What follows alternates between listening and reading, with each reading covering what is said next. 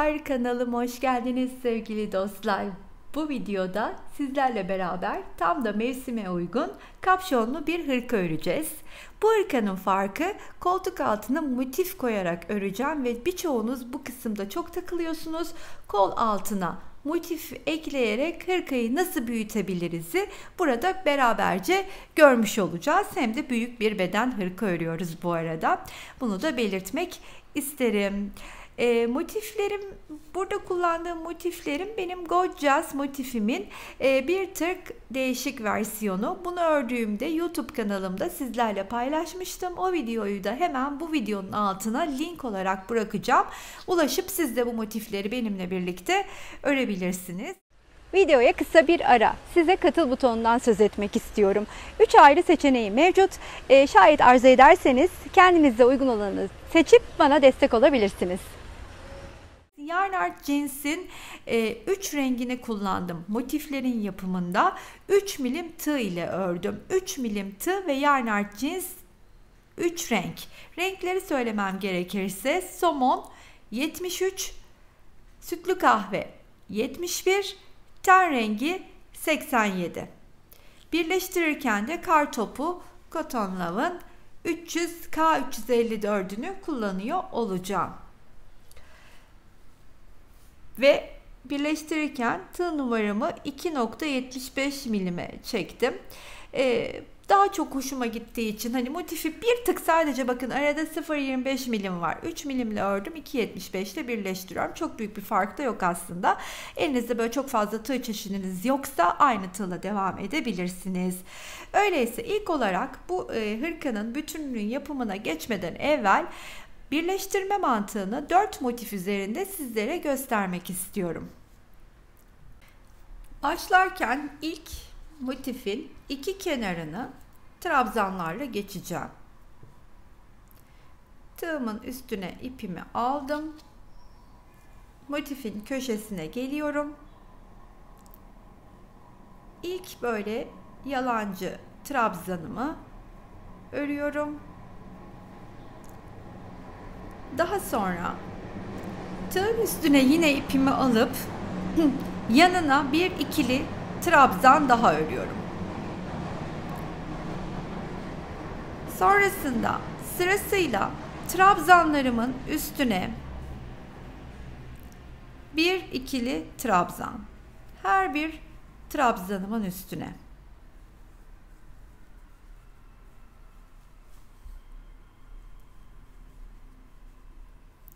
İki kenarı da bu şekilde öreceğim. Şimdi köşeye geldiğimde nasıl geçtiğimi göstereyim size. Köşeye geldim. 2 tane ikili trabzanımı ördüm. Burada bütün trabzanların üstüne ikili trabzanla geçtim. Şimdi arada 2 tane zincirim var. Tekrar köşeye 2 tane ikili trabzan örüyorum. Ve buradaki trabzanların üstüne ikili trabzanlarımı örmeye devam ediyorum. Kenarın sonuna kadar.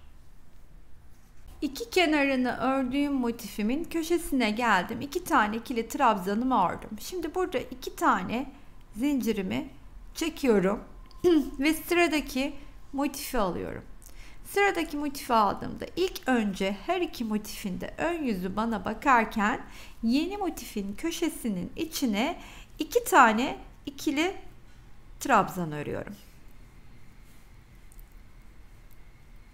Daha sonra buradaki ilk trabzanın tepesine bir ikili trabzan örüp artık motifleri sırt sırta verdiriyorum ve arkada benim bu üçüncü motifime gelen 1, 2, 3. motifi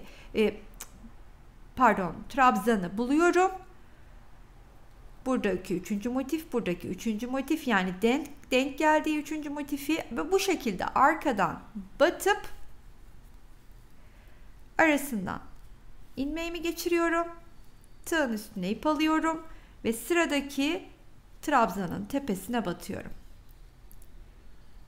Yeniden karşısındaki denk gelen trabzanın arkasından batıp ilmek çıkartıyorum ve buraya gelip bir ikili trabzan örüyorum. Tekrardan arkaya batıyorum. Arasından geçiriyorum. Buraya örüyorum. Hiç tığdan çıkmıyorum bakın. Hiç tığdan çıkmadan trabzanlı birleştirme tekniklerinden birini kullanıyorum. Burada çok fazla teknik var. Bunu da belirtmek isterim. Yavaş yavaş bütün bu sonbaharda bu tığdan çıkmadan da başka nasıl birleştirebiliriz'i size göstereceğim. Bakın. Çıkan görüntü de bu şekilde çok hoş bir görüntü oluşuyor. Trabzanımı örüyorum. Arkasında sıradakine batıyorum. Eminim anlaşılmıştır diye tahmin ediyorum. Şimdi bunu sonuna kadar geleyim. Bu sonunu nasıl geçtiğimizi birlikte görelim.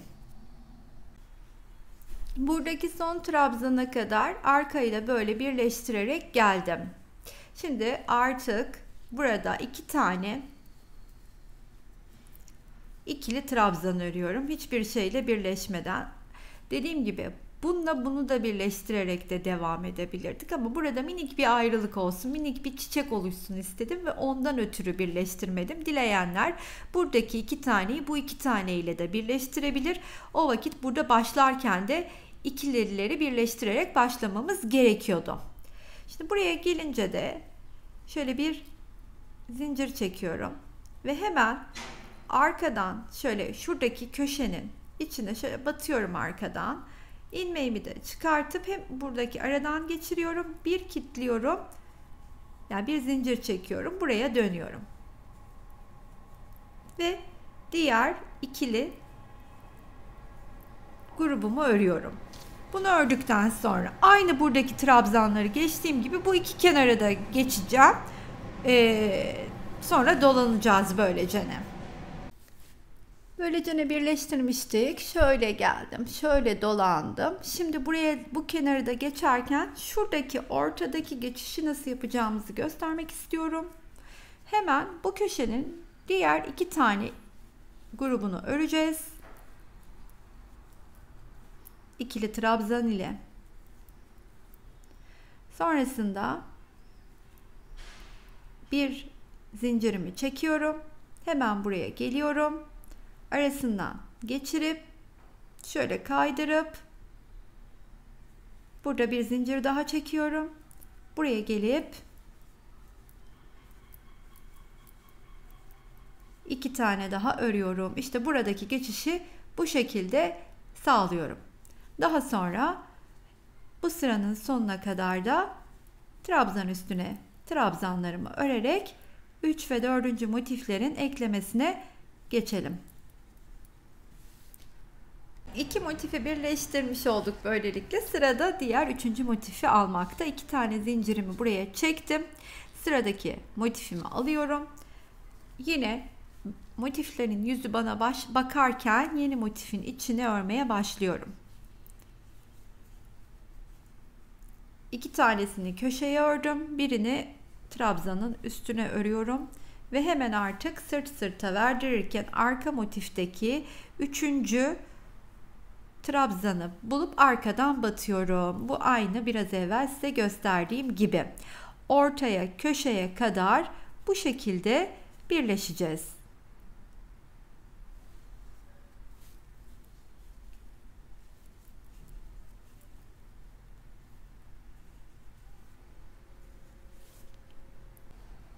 Buraya kadar birleştirerek geldim. Köşeye 2 tane ikili trabzanımı ördüm.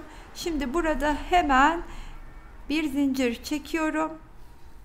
Ve bakın bir zincir çektim. Batacağım yer şuradaki boşluk. O boşluğa şu boşluğun şu içinde oluşan boşluk oluşturuyorum. Yani orada arasından geçiriyorum. Bir de zincir çekiyorum. Şöyle göstereyim. Şu şekilde buraya birleşiyorum. Bir daha birlikte yapalım. Bir zincirimi çekiyorum burada. Hemen bunun arkasını döndürüyorum. Şu ikisinin kesiştiği yerin ortasını bulup tığımı batırıyorum. Arasından ilmeğimi çıkartıp bunun arasından da geçirdikten sonra bir zincir çekiyorum ve bu 3 motifi bu şekilde birleştirmiş oldum. Dönüşte de hemen köşeye yine gelip 2 tane ikili trabzanımı öreceğim ve bu kenarı gösterdiğim mantıkla sonuna kadar öreceğim. Daha sonra 4. motifimizi ekliyoruz.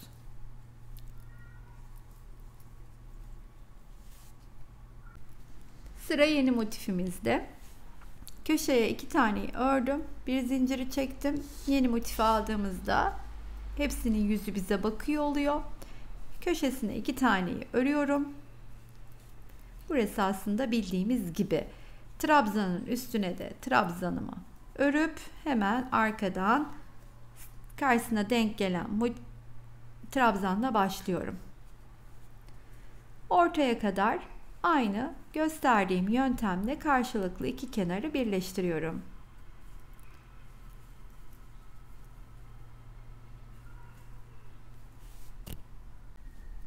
Bu motifi de şimdi bu köşeye tutturduğumu aslında en ince detayına kadar çözmüş olacağız birleştirme tekniğimizi. Hemen burada köşeye 2 trabzan örüp bir zincirimi çektim. Bu defa da bu üçünün kesiştiği noktaya batıp aradan ipimi geçiriyorum. İlmeğimden de geçirip bir zincir çekiyorum ve köşenin içine 2 tane ikili trabzanımı ördükten sonra buradaki trabzanın tepesine bir tane trabzan örüyorum ama artık sırada bu iki motifin iki kenarını birleşmek var ve buradaki hemen karşısına denk gelen 3. trabzanımı bulup arasından geçirdikten sonra karşılıklı iki kenarı aynı bildiğimiz şekilde örerek birleştirmeye devam ediyorum. İşte bütün birleşme mantığımız bu kadar. Bu 4 motifin üstünde bunu çözdükten sonra büyük parçalarda da rahatlıkla yapabilirsiniz. Çünkü 4 motifle bütün detaylarını görmüş oluyoruz. Şimdi şuradan da geçireyim. Şöyle önüme alayım. Şöyle göstermek istiyorum. Bakın. Bu şimdi bizim atıyorum daha uzun, daha geniş de olabilirdi. Ona göre motif ilerleyerek, ekleyerek ilerleyecektik. Şimdi ben 4 tane ekleyeceğime göre bitirme şeklim nasıl olacak? Bu iki kenarı birleştireceğim. Sonra buradan döneceğim. Sonra buraya geçeceğim. Buradaki geçişi gösterdim zaten. Böyle gelip başladığım noktaya buradaki geçişi de artık biliyoruz. Hop, hop. Buraya gelip birleşip tamamlamış olacağım. Birleştirme tekniğine ilgili bir soru kalmadığına göre aklımızda hırkanın bütün açıklamalarıyla, parça parça anlatımıyla, detaylı anlatımına başlayalım.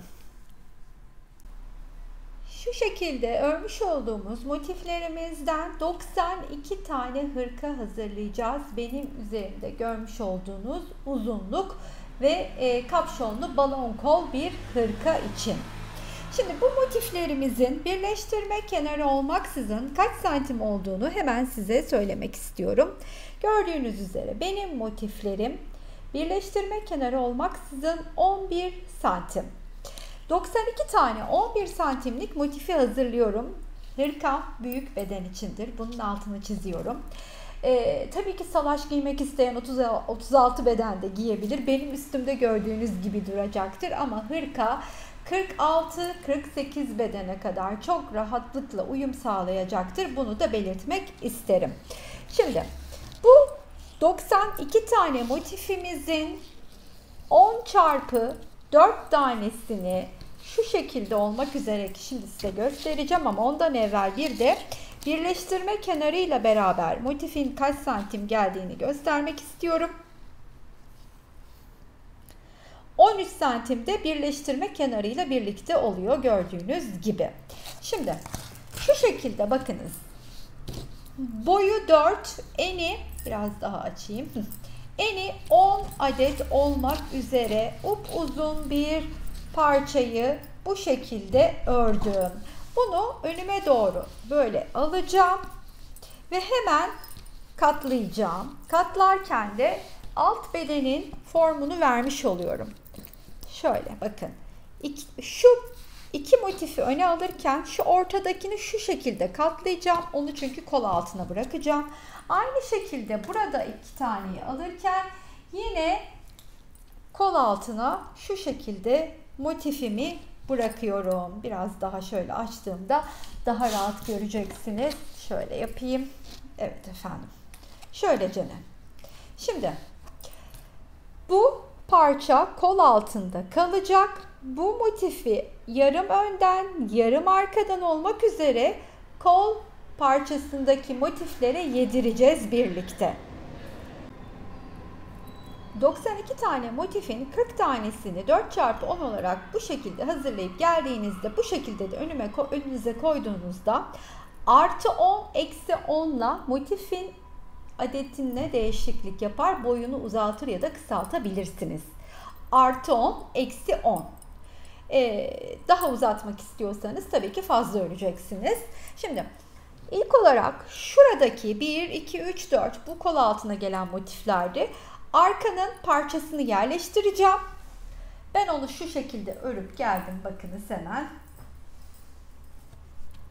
Bunu buraya yerleştireceğim. Bu arkanın parçası. Daha sonra şöyle alayım. Daha sonra zaten önü de birleştirirken kol evini oluşturacağız. Yani ne yaptık? 40 tane motifi şu şekilde ördük geldik. Sonra 8 taneyi bu şekilde örüyorum. Hemen bunu böyle önüme alıyorum. Şu 4 taneyi şuradan ekliyorum. Arkanın ensedeki uzunluğunu kol evini bırakarak örmüş olacağım böylelikle. Aynı gösterdiğim birleştirme tekniğiyle bunu buraya birleştireyim. Sonra başladığım yere kadar örüp geleyim. Önü birleştirirken de kol evimizi oluşturalım. Şu arka parçayı birleştirirken belki buraya geldiğinde kafası karışan arkadaşlarım olur diye ben nasıl oradaki birleştirmeyi yapıyorum göstermek istedim. Şimdi hemen buradayken bir zincirimi çekiyorum. Şöylece bakın arkayla birleşiyoruz ya. Bir zincirimi çektikten sonra şu ikisinin birleştiği yerin ortasına batıp aradan ipimi kaydırarak çıkartıyorum. Daha sonra buradaki ortaya geliyorum. Yine ipimi oradan da kaydırarak geçiriyorum. Sonra bir zincirimi çekip buraya geliyorum. Köşeye 2 tane ikili trabzanımı ördükten sonra bu tepeye trabzanın tepesine ikili trabzanımı örerken yine karşı tarafla birleşmeye devam ediyorum. Karşısına denk gelen trabzana batarak başlıyorum. Bunu da bir göstermek istedim. Kafanız karışmasın istedim. Belki yeni başlayan arkadaşlarım denk gelir videoya.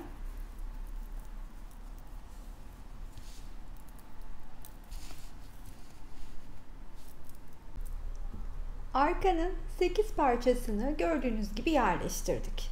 Şimdi önde de 4 sağda 4 solda olmak üzere arka ile birleşeceğiz. Ama tabii şu öndeki motifleri, bu önden gelenle arkadaki şu ve bunu birleştirmeyip kapşon açıklığını bırakacağız. Hepsini beraberce zaten ilerleyip yapacağız. Ön bilgi olarak veriyorum. Şimdi mesela hemen göstermek istiyorum. Bunu buraya, şimdi bunu böyle düşünün. Bunu buraya, bunu buraya,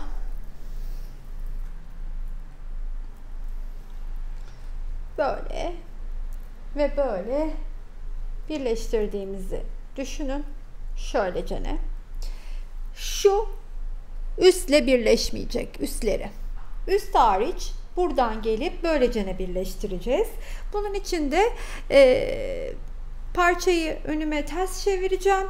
Bunu buradan tutturup yanına bunu ekleyip hop böyle geleceğim. Daha sonra bunu eklerken de bunu yanına alıp beraberce şimdi aşama aşama gidelim. Şu anda bir göstereyim istedim nasıl ilerleyeceğimi. Parçayı önüme ters çevirip aldım. Her iki tarafı da buraya motifleri birleştirirken zaten anlayacağınız üzere buraya motif geldiğinde burada da kol evimiz çok rahatlıkla oluşmuş olacak. Kapşon evimiz de oluşmuş olacak. İlk olarak ilk motifimi alıyorum ve hemen buradan bunu birleştirip başlıyorum. Sonra yanına alacağım. Sırasıyla birleşip buraya geleceğim. O zaman ilk bunu buraya birleştirip geleyim. Ekleyeceğim motifimin köşesinin içine 2 tane ikili trabzan ördüm. Bir zincir çektim. Şimdi hemen buradaki motifin köşesinden kaydırma yöntemiyle geçirip kitleyip bir zincir çekiyorum. Aynı boşluğun içine 2 tane daha ikili trabzanımı örüyorum. Daha sonra trabzanın üstüne bir ikili trabzanımı örüp karşı tarafla birleşmeye başlıyorum. Tam olarak denk gelen trabzanın arkasından batarak. İşte bu iki kenarı birleştireyim.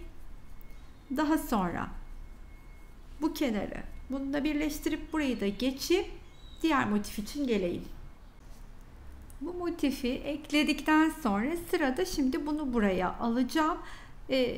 Birleştirme yöntemini başta göstermiştim. Aynı teknikle bunu da buraya yerleştireceğim.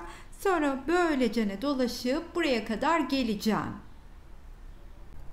Parçayı tekrardan önüme düz bir şekilde aldım. Şimdi biz bu iki motifi eklemiş olduk. Yukarıdan görüyorduk. Şimdi buraya döneceğim. Dönerken de motifimi eklemeye başlayacağım. Sıradaki şöyle göstermek istiyorum. Hemen bunu buraya ekliyorum. Şöylece burayı tutturacağım. Sonra bu kenarı geçerken dönüşünde de buraya bir motif ekleyeceğim. Dönüşü de birlikte yapalım. İlk olarak bunu buraya tutturuyorum. Bu motifi de aynı gösterdiğim şekilde buraya yerleştirdim. Şimdi sıradaki motifi de buradan böylece birleştireceğim. Şöyle döneceğim. Birleşmeden hiçbir yerde bakın böylelikle kol evim de oluşuyor. Buraya kadar geleceğim. 4 motifi de buraya yerleştirmiş oldum. Şimdi bunu bu köşe kenarla birleştireceğim. Buraya kadar öreceğim. Sonra bunu sadece örerek açıklığı bırakacağım. Nasıl yapıyorum göstereceğim hemen şimdi. Burada köşeye 2 trabzan ördükten sonra bir zinciri çektim. Hemen burayla birleşmeye başlıyorum. Burayı yukarıdan birleştirdim. Bakın burada kol evimiz de oluştu. Şimdi dediğim gibi bunları da kolu birleştirirken önden arkadan yedireceğim. Onu nasıl yedireceğim göstereceğim detaylı. Burayı da kapşon için açık bırakacağım. Onun için buraya kadar birleştim. Buradan sonrasında trabzanların üstüne trabzan örerek buraya kadar geliyorum. Böylelikle bir tarafın kol evini, kapşon evinin bir kısmını oluşturarak tamamlamış olduk. Şimdi aynısını burada 4 motifle yaptığımın aynısını 4 motifle de burada yapacağım. Aynı şekilde buradan başlayacağım birleşmeye. Yanına motif ekleyeceğim. Yukarıya çıkacağım. Tekrardan bunu birleştirip bunu birleştirmeden geleceğim. Buradakini buraya da uygulayabilirsiniz. O zaman ben buradakini birleştirip geleyim. Sonra geri kalan motifleri kaçar sayı halinde hangi hırkanın parçası için birleştireceğimi söyleyeceğim. Birleştirmeye başlarken böyle önüme ters şekilde yatırdım. Size bunu da göstermek istedim. Hani bunu da ters yatırıp buradan başlamıştım ya. Bu defa buradan başlıyorum. Yani benim bu gösterdiğimi sol elini kullananlar bu tarafta yaptığımın tam tersini burada yapacaklar. Burada yaptığımı da burada yapacaklar. Şimdi burada dediğim gibi buradan başladım. Dıştaki motiften başladım. Ama burada bundan başlayacağım. Elimin geldiği yöne göre devam edeceğim. Yani 4 tane motifi şuradan başlayarak birleştirmek istiyorum. Bunu söylemek istedim. Akılda karışıklık olmasın. Hiç fark etmiyor aslında. Yine de altını çizmek istedim. Buradan başlayarak ilk bunu sonra yanına alıp buradan bunu buraya ekledim. Şimdi buraya kadar geleceğim. Sonra sırasıyla bunun üstüne motifi ekleyeceğim. Daha sonra dönüşte bununla birleşmeden aynı bu taraf gibi kapşon için yer açacağım. bunu bununla birleştirmeden bunun üstündekini bununla birleştirip kol evimi ve kapşon yerini oluşturmuş olacağım. Üstünde bir daha göstererek devam etmek istedim. Şimdi takip ettiğimiz yolda artık bunun da üstünü geçtim. Burada kapşon evini oluşturdum. Ama kol evini oluşturmak için omzu da birleştirmem gerekiyor. Daha sonra bunu bununla birleştireceğim. Bu kenarı arkadaki kenarla birleştireceğim. Sonra burayı hiçbir yerle birleşmeden dümdüz dışarıda örüp tamamlayacağım ve kol evi de omuzu birleştirdikten sonra oluşmuş olacak. Arkada 4, önde 4 artı 4 motifle, yani toplamda 40'ın üstüne 16 tane motifle yaptı 56 motif. Beden kısmını tamamlamış olduk. Geriye kalan 36 motifimizi de 12'si kola, 12'si kapşona, 12'si de diğer kola olmak üzere birleştirip yerine oturtacağız. İlk olarak kapşonu oturtacağım. Bakınız. Şöylece 4 çarpı 3 12 motifle kapşon parçasını oluşturdum. Aynısından 2 tane de kollar için yapacağım. Onları da yerine oturtacağım ama ilk kapşonu beraberce yerine yerleştirelim. Tersini çevirerek önüme şunları da açarak oturttum. Şimdi bunu da şöyle yapacağım ki nasıl birleştireceğimi tam olarak görün diye. Şuraya 8 motifi yerleştirerek başlayacağım. Hangi 8'i derseniz de şöyle hemen göstereyim size. Şöylecene bakın. Buradan başlayacağım. Bunu bununla, bunu bununla, bunu bununla, bunu da bununla oturtup birleştirmiş olacağım kapşonu bedene. Aynı size gösterdiğim teknikle bunu buraya birleştiriyorum. 8 tane motifi size gösterdiğim gibi böylece yerleştirdim. Buraya kadar geldim. Şimdi bu kapşonu şöyle tersten isterseniz dikebilirsiniz. İsterseniz benim birazdan size göstereceğim teknikle de birleştirebilirsiniz. Şimdi kapşonu böyle tepeden birleştireceğim.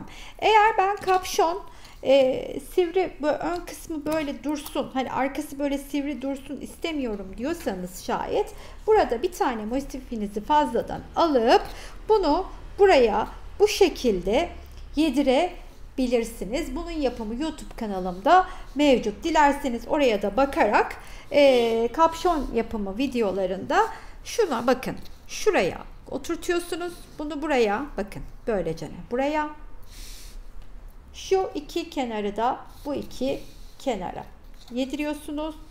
Böylelikle motifinizin tepesi sivri olmamış oluyor. Ben burada sivri çalışacağım. Tekrar dediğim gibi Gorgeous kapşon yapım detayları diye aratırsanız her türlü kapşon yapımında izleyebilirsiniz. O zaman şimdi bunu arkadan nasıl birleştireceğim size göstereyim. İlmeğimi çıkarttım. Şöyle önüme aldım. İlk olarak şuradan bir kere batıp bir sık iğne örüyorum. Daha sonra iç dişlerinden batarak bir buradan bir de buradan, yani şöyle göstereyim size tam olarak baktığım noktayı, her ikisinde de aynı. Bakın iç derken aslında çevirdiğimizde işte şu anda dışta kalan şu ve şu dişlerden batıp örüyorum. Şöyle hemen geliyorum. Tekrardan şuradan dışarıdan alıyorum. Bunu da alıyorum. Arasından geçiriyorum. Tekrardan geliyorum. Burada da dışarıdan, burada da dışarıdan alıyorum. Geçiyorum. Dikiş de yapabilirsiniz çok rahatlıkla. Bunu da belirteyim. Bu şekilde sonuna kadar birleştireceğim.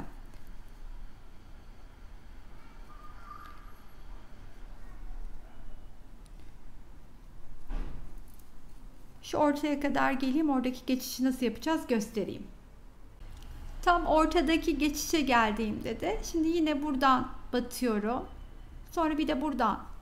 Bakın şimdi buradan batıyorum. Şunu çıkarttıktan sonra bir de buradan batıp çıkartıyorum.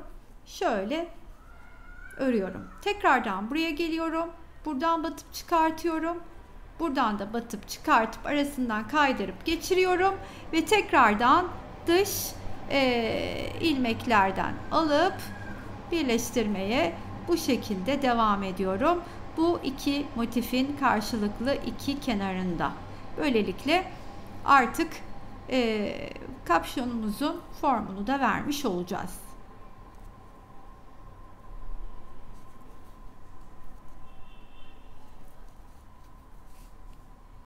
Sona kadar geldiğimde de şurada son kalan ilmeklerden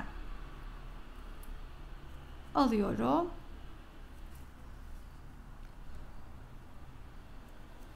Arasından geçirip şöylecene kilitledikten sonra tamamlamış oldum. Bakın şöylelikle kapşonumuzun üstünü de bitirmiş, birleştirmiş olduk. Öyleyse hemen onu da oradan keseyim ve etrafını lastik örmeye başlayacağız. Tığ işi lastik yapımı da YouTube kanalımda mevcut. Şimdi buradan size bahsedeceğim. Hatta kolun manşetini de lastik öreceğim. Onu örerken daha detaylı göstereceğim. Çünkü hırkamız büyük beden ve uzun olduğundan bütün çevresini örerken video çekimi yapmam çok zor. Ama şimdi birlikte başlayacağız. İlerlemeyi, detayları hemen size gösteriyorum. Kapşonumuzu yerine yerleştirdik. Şimdi artık kolları yerleştirmeden evvel hırkanın etrafını lastik örmeye başlayacağım. İlk sırasını bütün trabzanların üstüne bir adet trabzan örerek geçeceğim. Ama bunun için de nasıl olduğunu size göstermek istiyorum. Hemen birlikte başlayalım istiyorum. Şöyle hırkanın bir köşesinden başlayacağım. İlk olarak şuradan örmeye başlıyorum. Sonra şuradaki geçişi de birlikte, yani ilk olarak şuradan örmeye başlıyorum. Şöyle geleceğim. Etrafını tam tur atacağım. Kapşon da dahil olmak üzere tam tur döneceğim ama şu kadarcık kısmı geçişte nereye, ne kadar, nasıl battığımı da beraberce anlamış olacağız. İlmeğimi çıkarttıktan sonra tığımın üstüne ipimi aldım. İlk olarak şuradaki boşluğa batarak örmeye başlıyorum. Şöyle bir yalancı trabzanımı örüyorum. Zincirle de yükselebilirsiniz siz. Daha sonra yanındaki trabzanın üstüne bir ikili trabzan örüyorum. Her bir trabzanın üstüne bir ikili trabzan örerek ilerliyorum.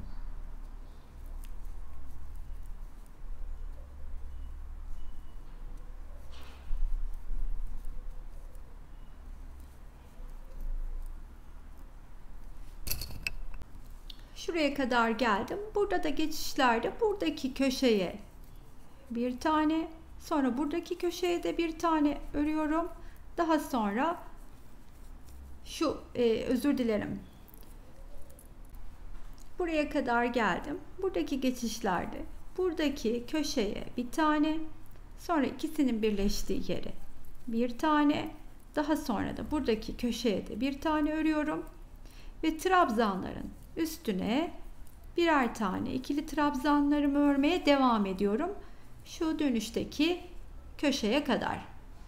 Köşeye geldiğimde ise iki tane ikili trabzanımı örüyorum. 2 zincir çekiyorum.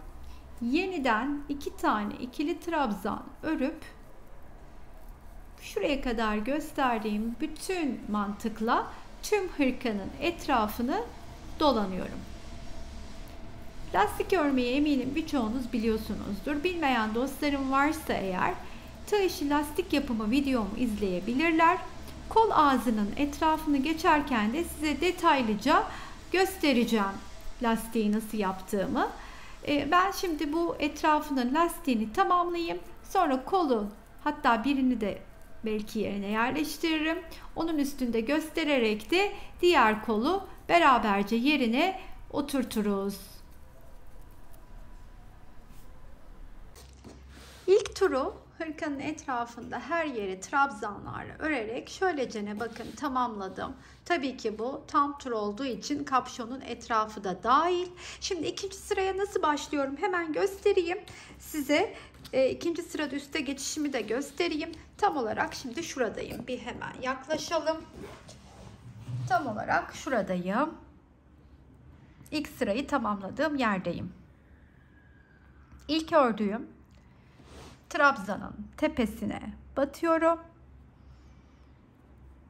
Pardon, şuradakini örmedik. Şu ortayı örmeden şurayı örmüştüm. Orayı da öreyim. Ortaya da bir tane ikili trabzanımı örüyorum. Daha sonra ilk ördüğüm trabzanın tepesine batıp arasından ilmeğimi kaydırarak üstüne geliyorum. Daha sonra bir zincir çekiyorum. Yükselip etrafında döndürüyorum. İlmeği buradaki döndürdüğüm yerin arkasından geçirip ilk trabzanımı örüyorum. Daha sonra artık trabzanları sırasıyla bir önden bir arkadan öreceğim. Şöyle ki tığın üstüne ipimi aldım. Trabzanın arkasından şöyle tığımı geçirip örüyorum. Tekrar tığın üstüne ilmek alıyorum. Bu defa tığla trabzanı arkaya alıyorum ve önden örüyorum. Trabzanı öne örüp alıp arkadan, arkaya alıp önden örerek lastik örümüne devam ediyoruz. Bunun detaylı anlatımı daha da önceden söylediğim gibi kanalımda mevcut.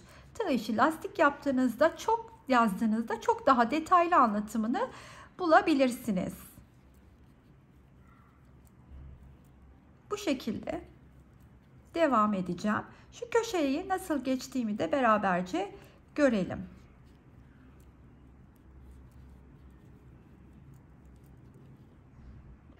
Tam köşeye yaklaşırken köşedeki trabzanları da gene sırasında ne varsa arkadan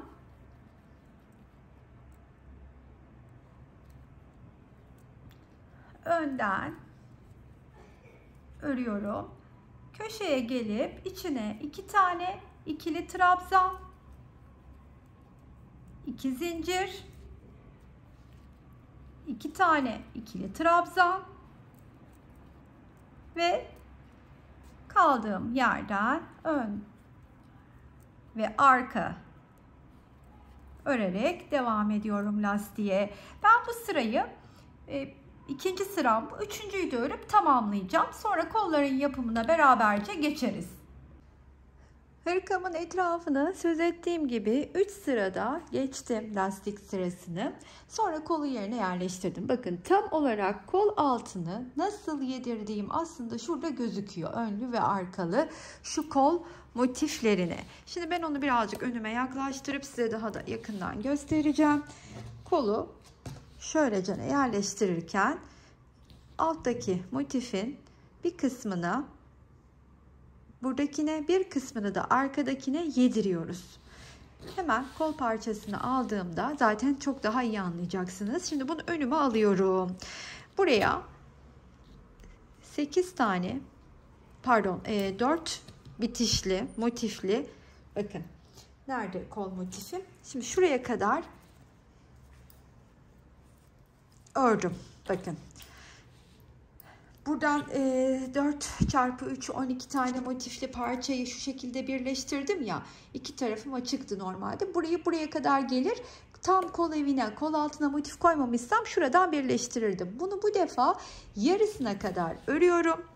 Yarısına kadar ördükten sonra şuraya, ilk buraya yedirerek başlıyorum. Yani şöyle bakın.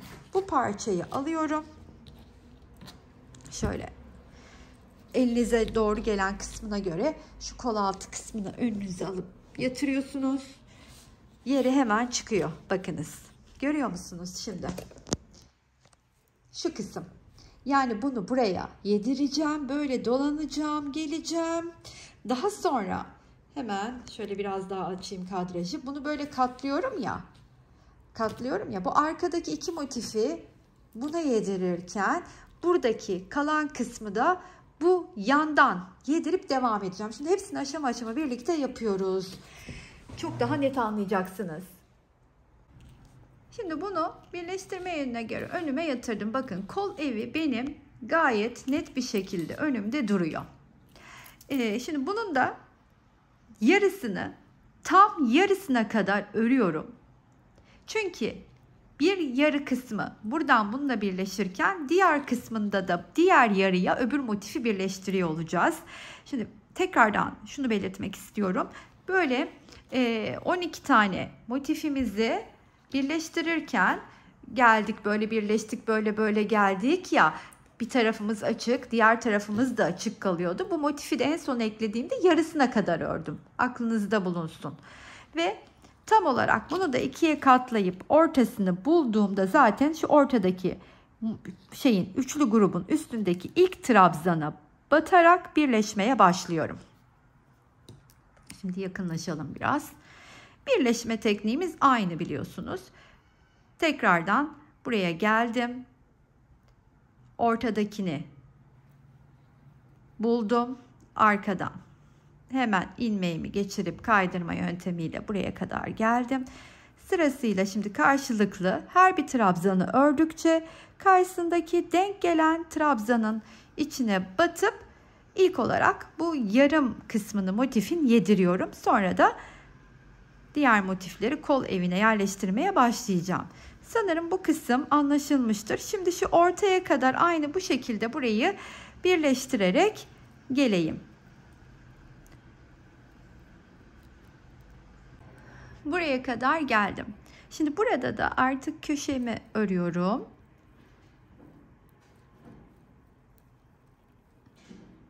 Bir zincirimi çekip böyle kesiştikleri yere batıp aradan ilmeğimi çıkartıp kaydırıyorum. Bir zincir çekip tekrardan köşeye diğer 2 tane ikili trabzanımı örüyorum. Sonrasında yine artık karşılıklı birleştirmeye başlıyorum.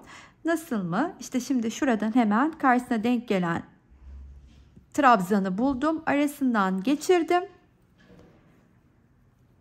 Hop, bunu da örüyorum. Karşılıklı birleştirmeye devam ediyorum. Şimdi bu bununla birleşecek. Bu bununla, bakın, bu bununla birleşecek. İkiye katlayacağım. Hemen arkadaki iki motif de arkadaki iki motifle birleşecek. Kol altındaki yedirmeyi de size arka taraftakini de bunları birleştirdikten sonra aynı gösterdiğim teknikte hiçbir farkı yok. Oraya kadar geleceğim. Orayı da finallemeyi de birlikte yapacağız. Biliyorsunuz bu kol altındaki motifin yarısını burada yedirmiştim. Şimdi 4 tane motifin artık bakın sonuncu, dördüncüyü de ekliyorum. Onu da buraya yedirdikten sonra, ya daha doğrusu burayı yedirme yapmıyoruz. 4 motifin karşılığı 4 motif olarak burada var. Bunu da buraya birleştirdikten sonra bunun, bakın buradaki motifin yarısını buraya, diğer yarısını da buradaki motife yedireceğim kol altına. Şöyle göstermem gerekirse, bu kol altından gelen motif. Bu ikiye katlandığı için yarısı önde, yarısı arkada kalıyor. Kol motiflerinden birinin yarısına bir de diğerinin yarısına yedirerek tamamlıyoruz. Yani daha net nasıl anlatabilirim bilemiyorum. Umarım anlaşılmıştır. Zaten hani bu tarz sırkalar biraz daha ürün hazırlayıp örmüş, ele alışmış arkadaşlarımız içindir. İlk olarak yaptığınız ürün tabii ki bu olmamalı diyorum yeni başlayan arkadaşlarım için. Şimdi buradan devam ediyorum. Bunu buraya ekleyip şuradaki kısmı da birlikte geçelim. Sona doğru yaklaştım. Geçişi birlikte yapalım istedim. Hemen sırasıyla karşılıklı birleştirmeye devam ediyorum trabzanlarımı. Ve artık köşenin içine yapacağım 2 trabzanım da sıra. Bir zincirimi çekiyorum. Hemen şuradaki üçünün birleştiği noktaya batıp aradan kaydırma yöntemiyle geçirip bir zincir çektikten sonra diğer 2 adet ikili trabzanımı örüyorum köşenin içine. Daha sonra işte tam olarak yedirme kısmındayız. Bunun da yarısını şuraya birleştireceğiz karşılıklı. Hemen bunun üstüne bir tane ikili trabzan örerken buranın 1 2 üçüncüsünü bulup başlıyorum eklemeye.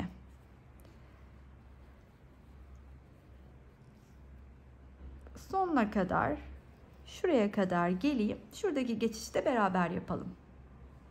Tam olarak şuradaki geçişteyim. Bakın, buradaki trabzanımı ördüm. Burada yeri belli, birleşeceğim yer. Batıyorum hemen arkasından. Kaydırıp geliyorum. Şimdi sırada buradaki trabzanımı ördükten sonra artık bu kısım, kol altındaki kısmın yedirmesini bitirdim. Şimdi artık dönüşe geldim. Kol motifimi karşılıklı kol ağzına kadar, şuraya kadar birleştireceğim. Şuradan geliyorum. Böylece birleştireceğim. Burada artık değişik hiçbir şey yok. Karşılıklı. Sonra kolun ağzını balon kola çevirip nasıl toplayacağımızı da size göstermek istiyorum. Bu kolu formunu verirken şuraya geldiğimde şurayı ben geçtim de sizin de aklınızda bir soru kalmasın istedim. Şurayı da birlikte yapalım. Nasıl geçtiğimi de size göstereyim. Geldim köşeye 2 tane ikili trabzanımı örüp bir zincirimi çektikten sonra arkadaki iki motifin birleştiği yere batıyorum. Arasından ilmeğimi geçiriyorum. Bir zincirimi çektikten sonra buradaki iki motifin kesiştiği yere batıp arasından kaydırarak geçiriyorum. Daha sonra tekrardan bir zincir çekip hemen buraya 2 tane ikili trabzanımı örüyorum. Trabzanın üstüne ördükten sonra da yine karşıyla birleşmeye devam ediyorum kol ağzına kadar.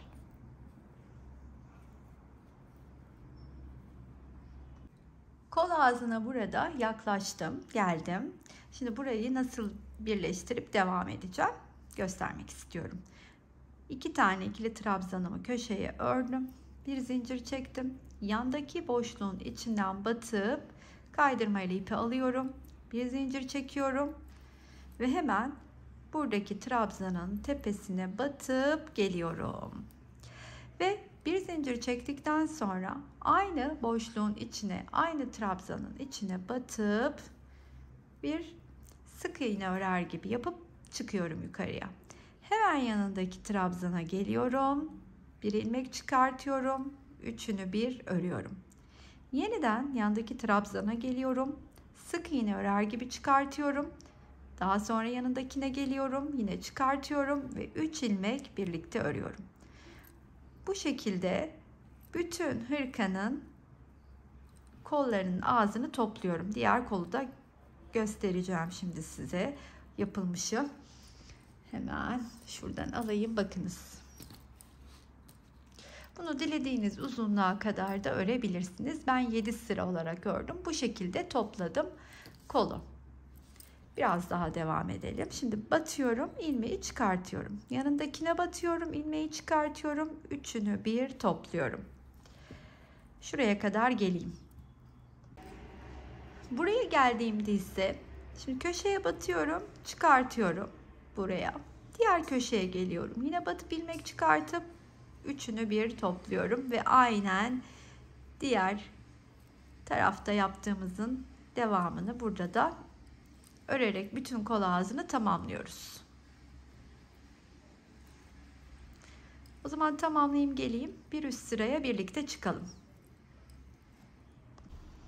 Şimdi sona gelmeye yaklaştım. Artık son toparlamayı yapıyorum kolda.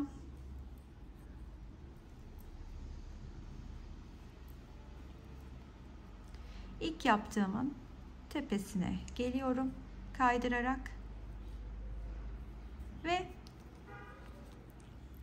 bir zincir çekip yükseliyorum, etrafında döndürüyorum, ipi arkadan alıp geçirip ilk trabzanımı örüyorum ve her topladığım ikili sık iğne gruplarının tepesine bir ikili trabzan örüyorum bu sırada. Lastik sırasının ilk sırasını trabzan olarak kuruyorum. Bu şekilde.